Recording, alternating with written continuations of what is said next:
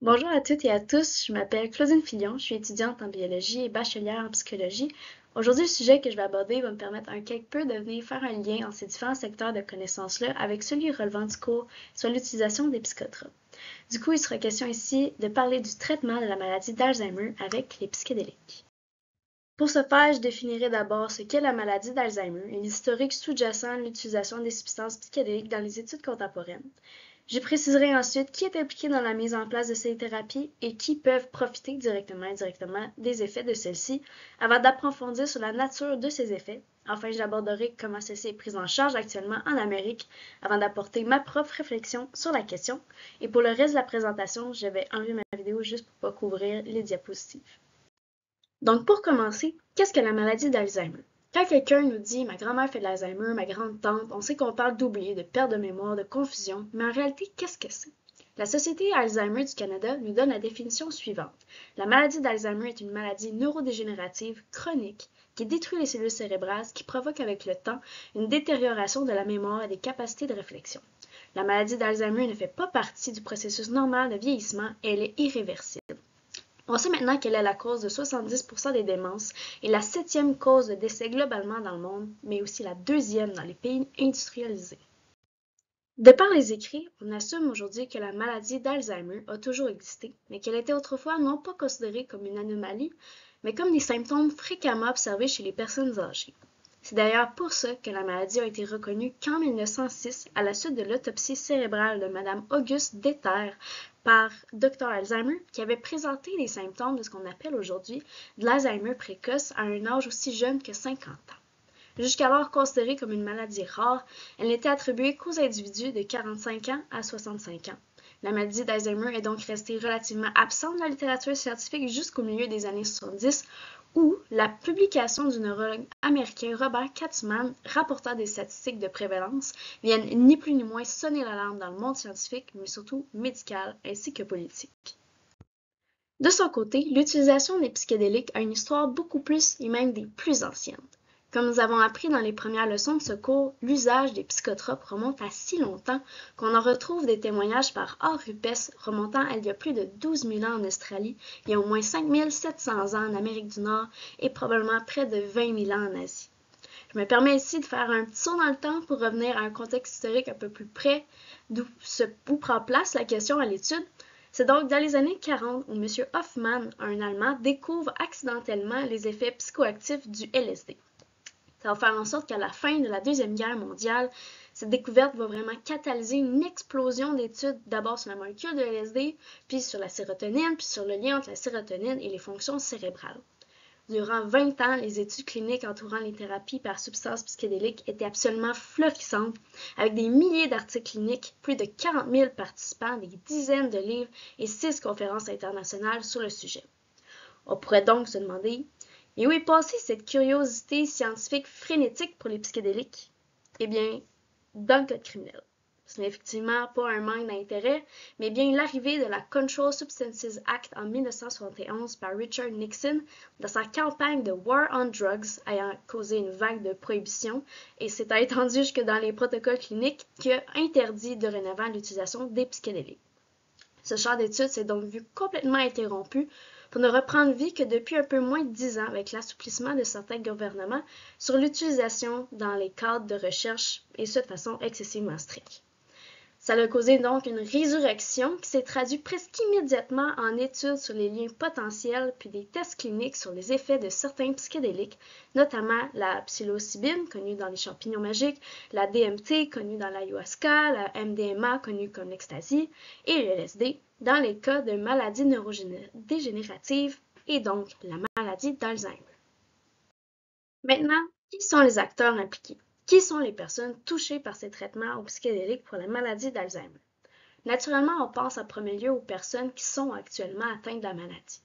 Mais il faut se rappeler que l'Alzheimer, c'est pas prêt à disparaître. On va continuer à avoir des grands-parents, des mères, des sœurs, des amis qui obtiendront ce diagnostic et à vrai dire, c'est le tiers des personnes autour de nous qui atteindront 85 ans qui auront également ce diagnostic. Et donc probablement une encore plus grande proportion qui présenteront des signes de démence avant cet âge-là. Ça me permet donc de m'amener à la deuxième catégorie de personnes impliquées, les proches. Il est sans surprise de vous dire que la maladie de l'Alzheimer, ça engendre des conséquences non négligeables sur les partenaires, la famille, puis les amis des personnes atteintes. Elles doivent alors prendre des responsabilités de plus en plus grandes pour une personne dont l'état cognitif est en constant changement. D'un point de vue encore plus large des instances gouvernementales, il est estimé, notamment aux États-Unis, que la maladie de l'Alzheimer, à elle seule, engendrera des coûts de 360 milliards de dollars et près de 1000 milliards de dollars en 2050. Un prix qui témoigne de son poids dans le système de santé avec un grandissant besoin de résidences adaptées. Pour ce qui est précisément des traitements pour les psychédéliques, puisqu'ils ne sont offerts encore que dans des cas d'études cliniques, les acteurs en jeu sont nécessairement les participants, soit les personnes atteintes d'Alzheimer encore capables d'offrir leur consentement. Il y a encore une fois les proches qui doivent assurer le transport, l'accompagnement, puis probablement le recensement de données à l'extérieur des institutions de recherche. Il y a nécessairement les chercheurs qui doivent construire des protocoles de recherche clairs qui répondent aux cadres légaux limités par le gouvernement en place. Et dans le cas échéant, il y a aussi les travailleurs responsables de l'administration de ces traitements. Et finalement, tel qu'il a été suggéré, nous retrouvons comme dernier acteur les instances gouvernementales qui régissent les lois et les règles entourant l'utilisation des substances psychédéliques en recherche. Une utilisation qui est encore illégale pour la population générale dans la majorité des pays industrialisés. Les instances sont aussi ceux qui fournissent les nombreuses subventions en recherche. Juste à titre indicatif, en 2016, la National Institutes of Health National Institute on Drug Abuse aux États-Unis disait n'avoir aucune intention de supporter ce domaine de recherche, alors qu'aujourd'hui, elle se dit bien supporter des études précliniques autant que cliniques, ainsi que sur celles sur les psychédéliques de synthèse. Un changement pour le moins majeur, mais surtout encourageant. Passons alors à la prochaine section sur le sujet. Quelles sont les conséquences et les effets de ce traitement? Mais tout d'abord, je pense que c'est important d'approfondir sur ce que fait exactement la maladie d'Alzheimer dans le corps. La maladie se traduit typiquement par la production d'une forme anormale de la protéine tau, lesquelles vont venir former des plaques qui s'accumulent dans le cerveau et dont le corps n'arrive pas à se débarrasser. Ces plaques viennent donc s'attaquer aux synapses sensibles à la sérotonine, ce qui entraîne une perturbation importante de la propagation des signaux entre les neurones. Ces plaques viennent ensuite réduire considérablement la neuroplasticité du cerveau, sur la capacité à modifier et créer des embranchements entre les neurones. En d'autres mots, c'est comme si la maladie détruisait les autoroutes reliant les souvenirs au rappel à la conscience et qu'en plus, elle empêchait la modification et la création d'autres petits chemins alternatifs. C'est pourquoi le symptôme le plus caractéristique de l'Alzheimer, c'est une perte de mémoire des souvenirs les plus récents vers les plus vieux. Maintenant que ceci est dit, vous vous rappelez comment la maladie d'Alzheimer était définie comme irréversible? Eh bien, c'est exactement cette dure réalité que les dernières recherches impliquant les traitements par les psychédéliques sont venues renverser. En effet, les résultats consistants et répétés des 10 dernières années en la matière continuent de prouver que les psychédéliques ont des effets dépassant largement l'atténuation des symptômes en présentant des réels changements significatifs et durables.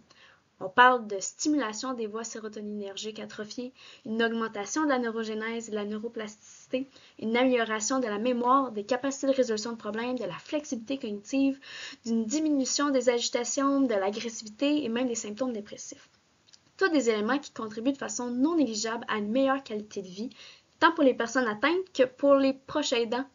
Au-delà des effets neurobiologiques, il y a un effet psychologique, mais pas moins pertinent, qui se fait aussi ressentir de manière récurrente chez les participants, soit une amélioration de l'humeur, de l'engagement social et un regain de sentiment d'utilité, lequel, pour faire un clin d'œil encore à la psychologie, se retrouve au sommet de la pyramide des besoins de Maslow dans l'accomplissement de soi.